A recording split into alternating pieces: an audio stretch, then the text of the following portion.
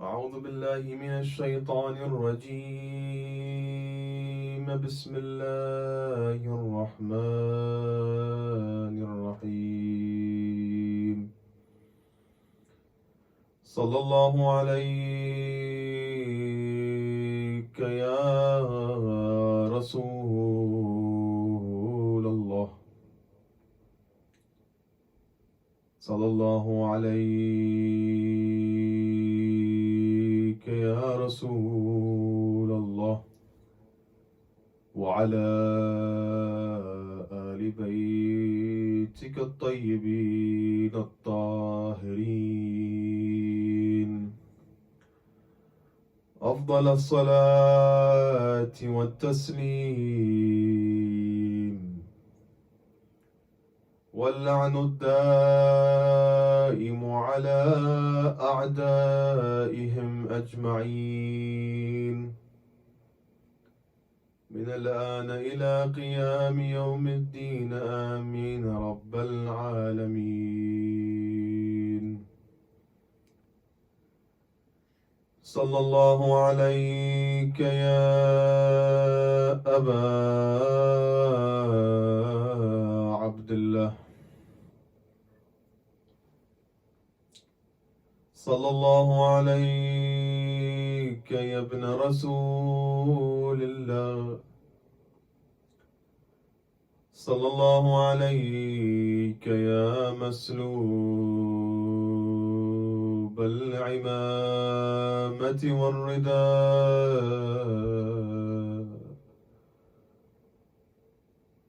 والرأس المرفوع على القناة، سيدي ومولاي. Peace be upon you, Master Hussain.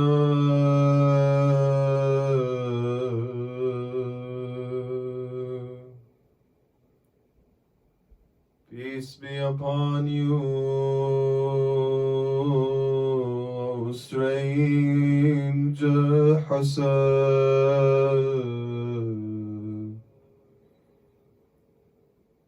Peace be upon Hussain,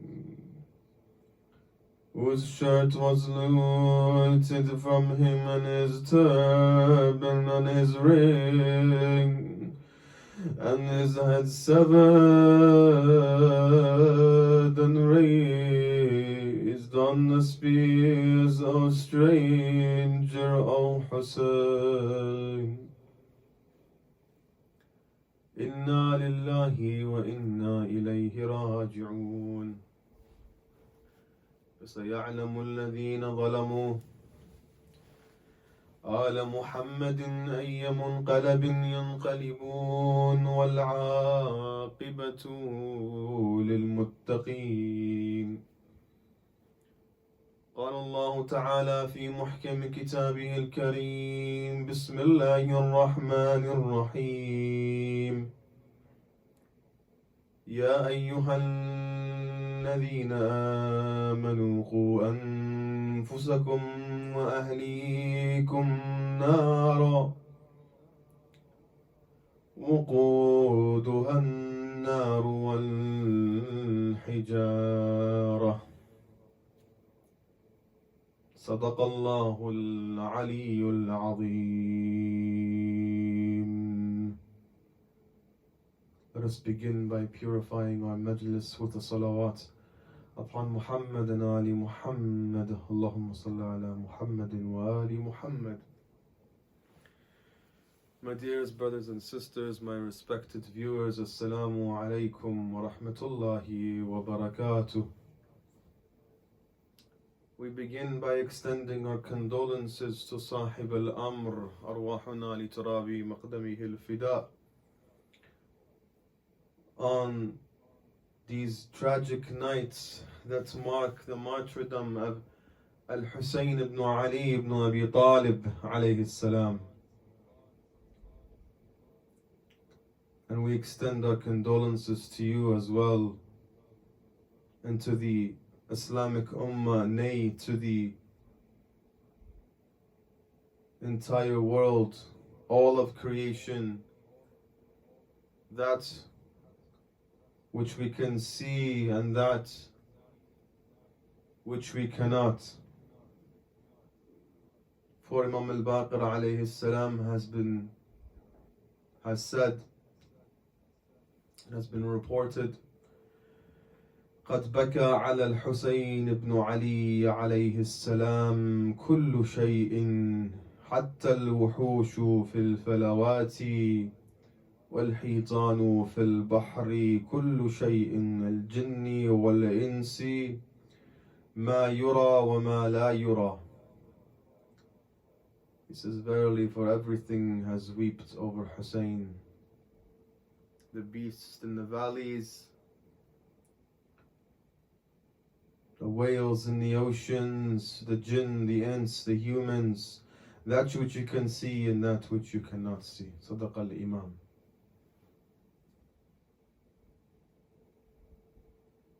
The ayah that we read as we opened up our discussion in Surah Al-Tahrim, verse 66, Allah subhanahu wa ta'ala says, Ya ayyuha alladhina amanu, O you who believe, protect thyselves and your families from what? From the fires, whose fuel is people and stones.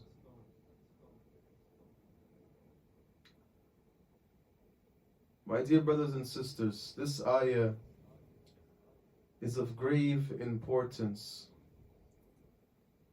especially since in the last 7 days that we've been together, we have been discussing Majālīs.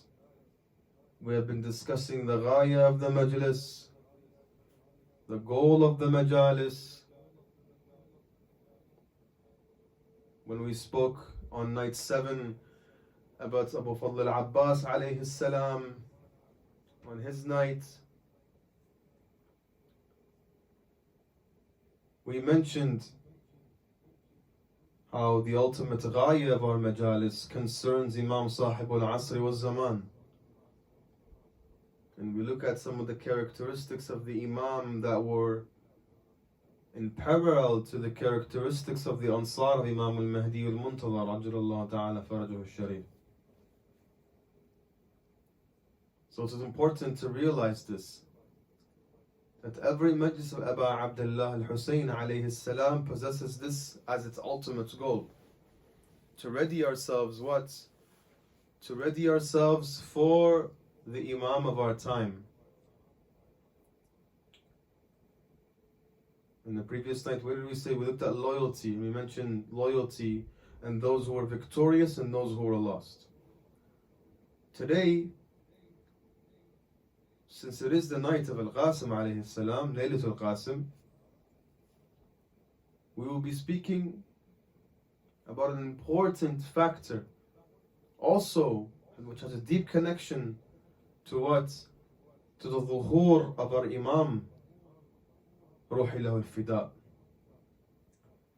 And this, my dear brothers and sisters, is a discussion that deals with the tarbiyah, with the importance of discipline, of teaching our children, teaching the future of this nation, the important values that they should hold. And again, this here is an obligation as presented to us by Allah subhanahu wa ta'ala in the Holy Quran. So if we spoke about yesterday loyalty, it concerns ourselves, that specific characteristics or that specific characteristic. Whereas today we're opening up this ghayāh. Yes, the ultimate ghayāh is Imam Mahdi, but at the same time, there are other aspirations and goals of these Majālīs, correct? To better ourselves. To better ourselves in dealing with our parents, to better ourselves in dealing with our brethren, to better ourselves in dealing with our spouses, to better ourselves in dealing with our children, so on and so forth. The ayah in the Quran, what does it say? Again, protect yourselves. Okay, I protected myself. But then there's another obligation. And again, the reason behind today's message is for the mothers and fathers, especially those who are new parents, in order for them to comprehend how important it is. Because you will see that the harakah of Imam al-Mahdi al-Muntadhar ajalallahu ta'ala farajahu al-Sharif, just as it's closely intertwined with Imam al-Hussain alayhi salam, and there is parallel between the two, you will also discover that like his grandfather Rasulullah and the movement of Islam, and how Rasulullah built Islam and built his government, and how Rasulullah sallallahu alayhi wa alih built the first mosque in Medina, and the same goes Imam Ali alayhi salam and the Imam. You'll find that every movement began with the youth, al-Shabab. The youth were able, through the aid of the Prophet and the teachings of the Prophet and the Imams, to bring down and erect new governments. And such we saw with what? With Rasulullah sallallahu alayhi wa alih. And we will see that with Imam al-Mahdi al-Muntadhar, Ruhi wa Arwah al-Alameen lahu al-Fida. That is why, again, we repeat this again and again. We say how important, and we do not stress this enough, how important is it to study history? Because it is through history we learn, we understand, and we take those from before us as a lesson. We need these lessons, my dear brothers and sisters. These lessons will shape and pave our lives. Now let's go back to the blessed ayah in the Holy Quran. What have the A'imma alayhum as-salam said concerning this ayah?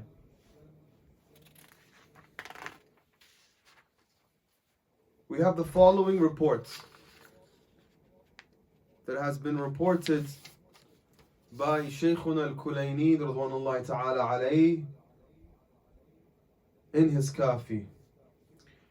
بسنده عن سليمان بن خالد قال قلت لأبي عبد الله عليه السلام إن لي أهل بيت وهم يسمعون مني أفأدعوهم إلى هذا الأمر؟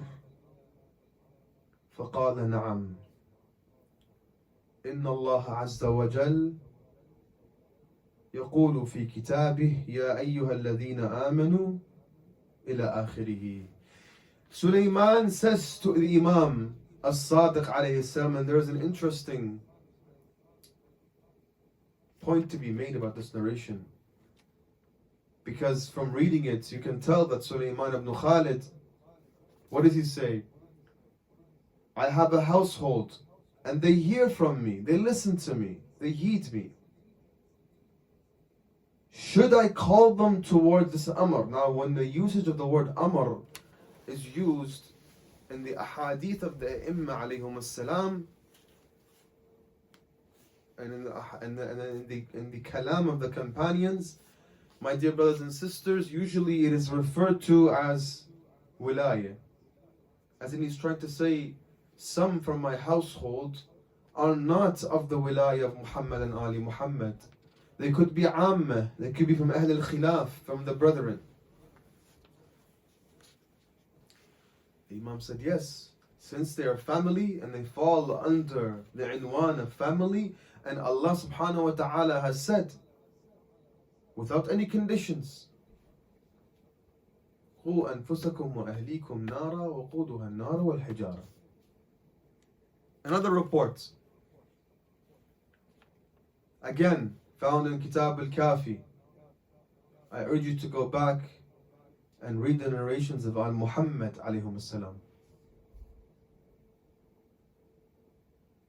عن عبد الأعلى مولى آل سام عن أبي عبد الله عليه السلام. He asked him concerning this ayah, and he said, how do I protect them? كيف أقيهم من النار؟ كيف أحفظ العيال؟ Listen to this, my dear brothers and sisters, so you know how important it is, how important تفقه في الدين is.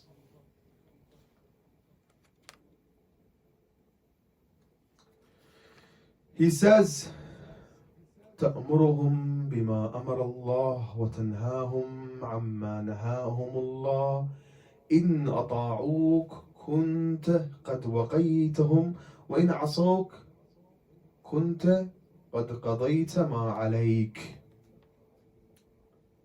He says to him, قُوا أنفسكم وأهليكم نارا, in order for you to protect yourself and your family from the fires of hell. He says to him, you order them or you instruct them in that which Allah subhanahu wa ta'ala has ordered and instructed, and you forbid that which Allah subhanahu wa ta'ala has made forbidden. If they listen to you, then they have protected themselves.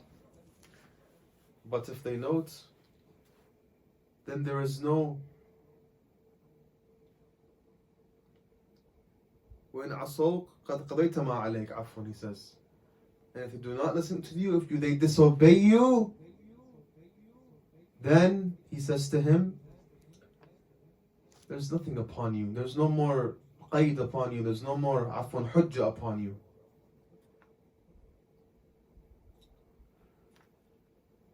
Disclaimer, my dear brothers and sisters. Yesterday we were speaking about tarbiyah and the importance of tarbiyah, because it connects with al-Qasim alayhi salam.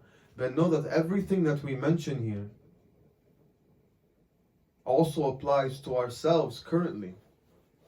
Because we should not say, because remember, we said that everything about Karbala falls in parallel with the Nahda of Imam al-Mahdi, correct? Just because the narrations speak to us and tell us that those from the army of al-Mahdi, which we'll discuss inshallah, are mostly shabab, it does not mean, my dear brothers and sisters, that the kuhul, the elders, are not involved, or, my dear brothers and sisters, that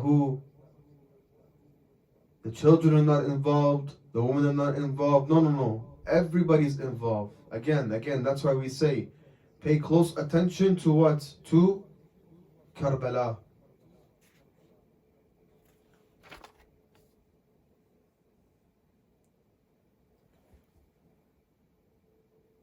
صلوا على محمد وآل محمد. اللهم صل على محمد وآل.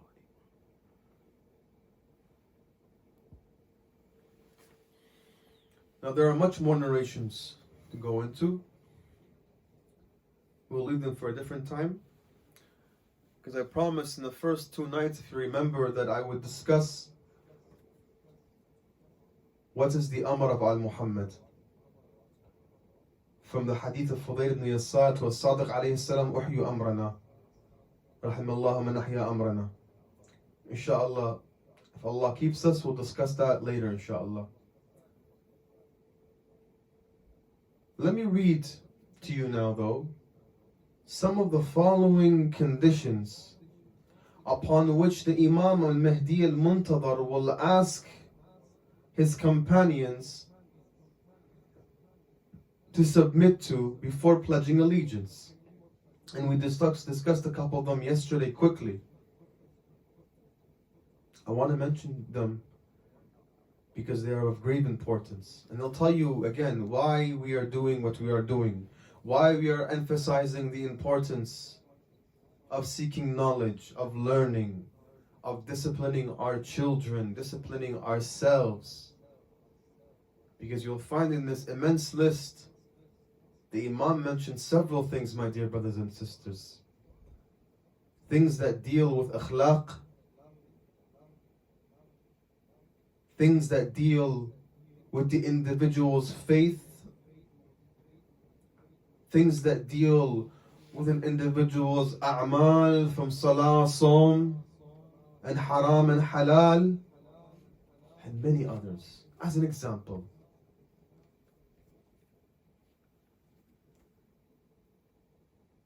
أنا معكم على أن لا تولوا ولا تسرقوا ولا تزنوا ولا تقتلوا محرما ولا تأتوا فاحشة ولا تضربوا أحدا إلا بحقه ولا تأكلوا مال اليتيم ولا تشهدوا بغير ما تعلمون ولا تخربوا مسجدا ولا تقبحوا مسلما ولا تشربوا مسكرا ولا تلبسوا الذهب والحرير ولا تسفكوا دما حرام وتجاهدون في الله حق جهاده ولا تشتمون وتكرهون النجاسة وتأمرون بالمعروف وتنهون عن المنكر.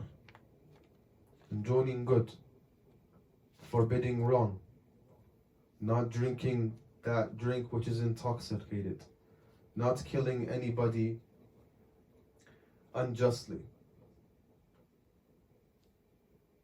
pledging to the Imam, pledging your allegiance to the Imam, and not turning back on your heels, submitting to the commands of the Imam, performing jihad in the way of Allah. So you see, there are many qualities that the Imam alayhi salam wishes from his companions.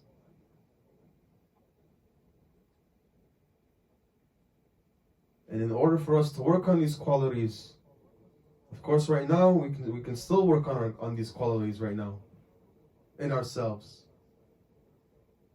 But again, our amal right now, our hope, it lies with our children, my dear brothers and sisters. The youth are the future. And let me show you. Because again, tonight is the night of Al-Qasim. And we want to display to you, to the world, and you as well, very well know, Afwan, the determination of Al-Qasim and how he was on that sacred night and on the day of Ashura. This all comes from tarbiyah. Listen. Imam Sadiq alayhi salam teaches us what? He tells us the importance of disciplining our children. My dear brothers and sisters, when it comes to the discipline of children, you can see there's an entire skeleton laid out, a curriculum laid out by the Imam on how we should raise our children.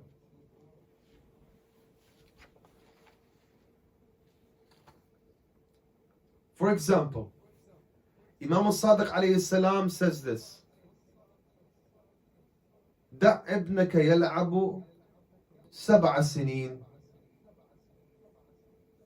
ويؤدب 7 سنين والزمه نفسك 7 سنين فإن أفلح وإلا إلى آخر الحديث. He says to him, discipline your child at 7 years old. At 7 years old also, keep him away from playing or leave him to play. But at the same time, discipline him. Keep him with you at all times. Especially with the father and his son.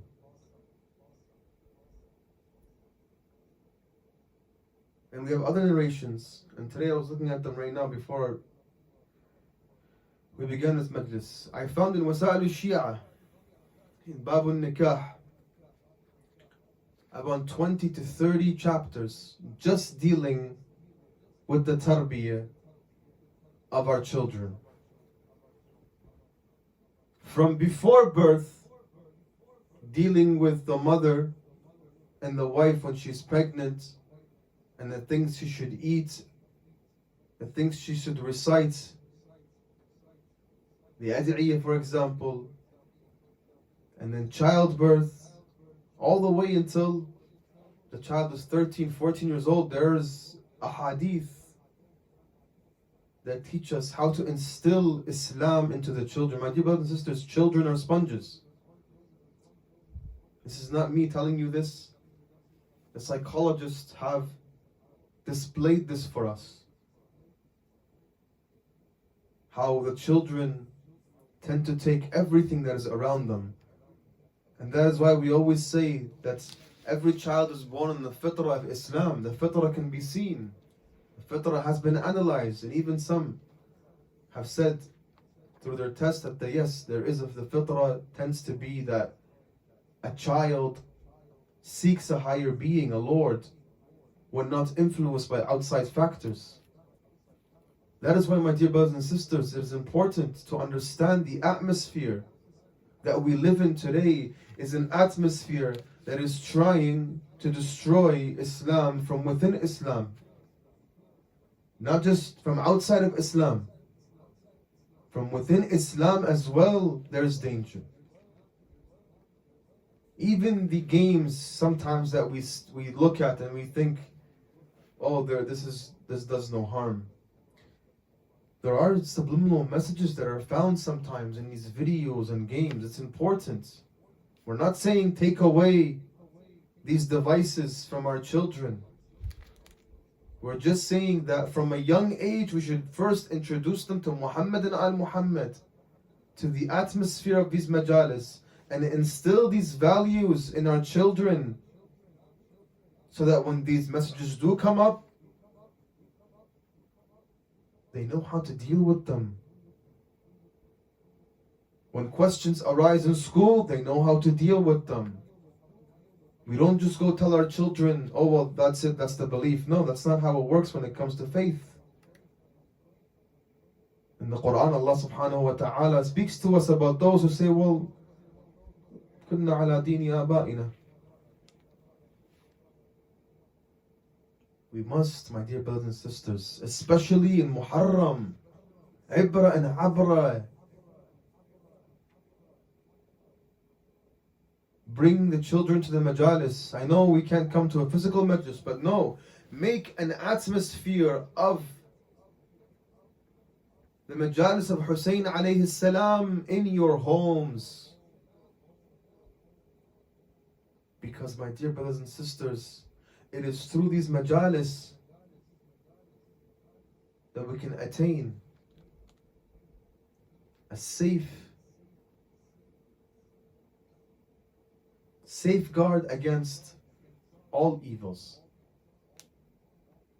Again, my dear brothers and sisters, we have to pay very heed as well. We have to pay heed to everything during this time, because there are external factors everywhere trying to eat up Islam.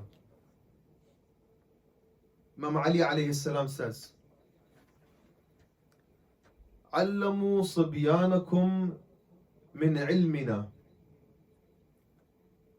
ما ينفعهم الله به لا تغلبوا عليهم حتى لا تغلبوا عليهم المرجأة برأيها.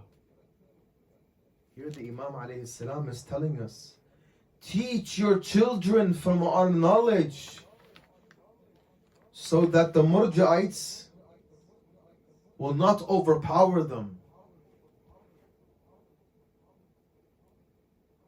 Now let me ask you this question. How many of our children today, how many of the adults today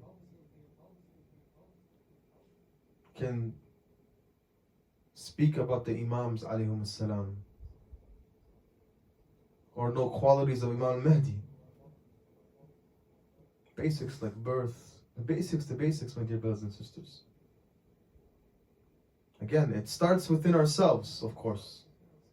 We, as the grown-ups, as the adults, also have a job to work on ourselves. Because if we do not work on ourselves, my dear brothers and sisters,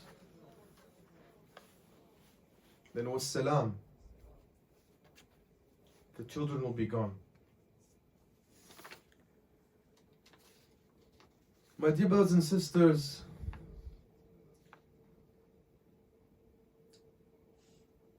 to bring all this together, all that we spoke about so far together, because we are close to the end of our time. The companions of Imam al-Mahdi, I stressed this more than once. The companions of Sahib al-Amr Ruhilahu al-Fida, the hadith says, إن صاحب هذا الأمر أصحاب المهدي شباب لا كحول فيهم إلا كالكحل في العين أو بالملح أو كالملح عفوا في العين أو كالملح في الزاد وأقل الزاد الملح. The Ansar of Imam al-Mahdi al-Muntadhar, my dear brothers and sisters, the Imam says, are all shabab, their youth, and just a small number from amongst them are kuhul, are elders. And by the way, when we say shabab here, it goes from the age of 16, and some linguists and some Arabs and Ahl al-Hadith say up to the high 40s or the low 30s. The Imam says most of the Ansar of al-Mahdi are youth. Only some from amongst them are elders, like the salt on the meal. That little salt that you put on your meal to give it taste, those are the elders, he says.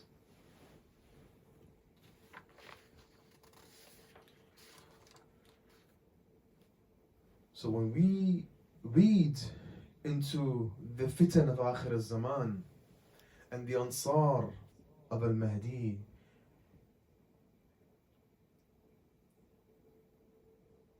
it should all tell us, my dear brothers and sisters, that we are lacking. Because when we see the qualities of the Ansar, and they're all youth, younger than some of us are right now, we say to ourselves, where are we from these Ansar?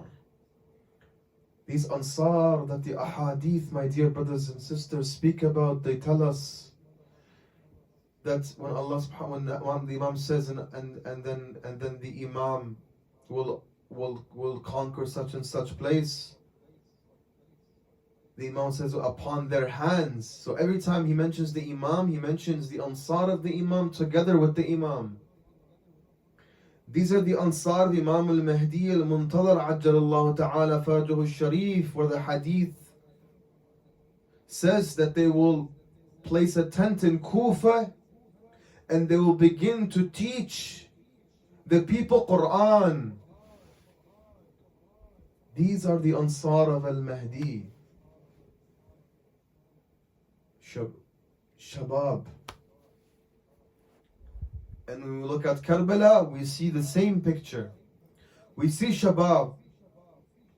And we also see Kuhul, of course. Yes, from Habib, from Muslim, from Anas ibn Malik al-Kahuli, and others.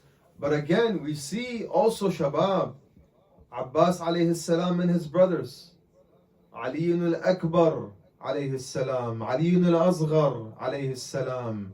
Al-Qasim alayhi salam and his two brothers. And then at the same time in Karbala, my dear brothers and sisters, we see tarbiyah, we see discipline. For example, and this is how we should raise our children to be, as well as ourselves. Because in this child right here, who is 10 years old, is not just an emulation, an example for the children that are 10 years old. No, he's an example for me as well. Because he teaches me what true loyalty and wafa is. Because his parents have raised him with faith, with the halal and haram. They have told him, this is your imam, this is your halal and haram, this is your salah. Amr ibn Junada al-Ansari.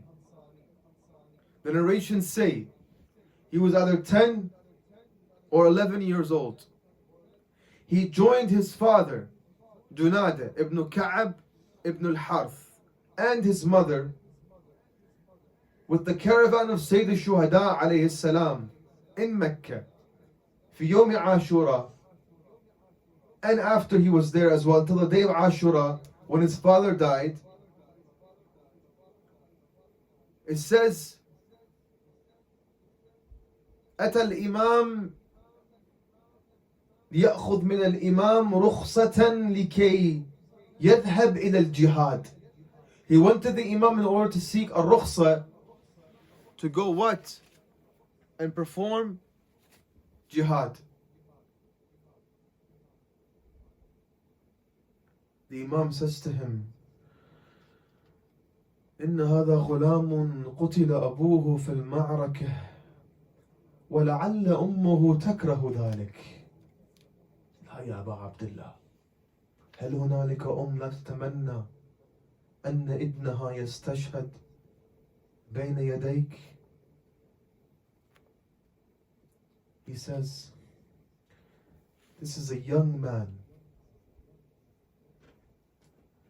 This is a young man, my dear brothers and sisters, who his father was killed, and maybe his mother wants him to stay.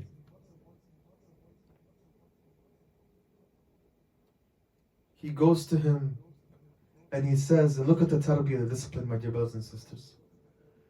إن أمي هي التي أمرتني